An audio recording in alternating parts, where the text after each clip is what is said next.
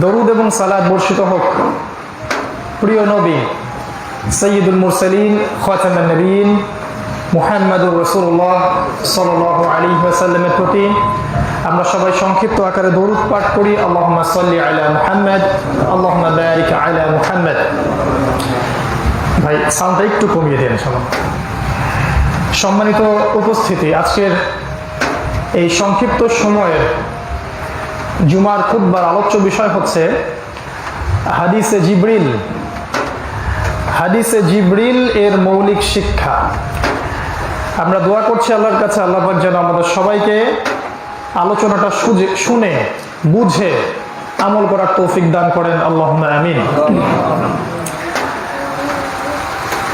একটা হাদিস আছে, হাদিসটা বর্ণিত হয়েছে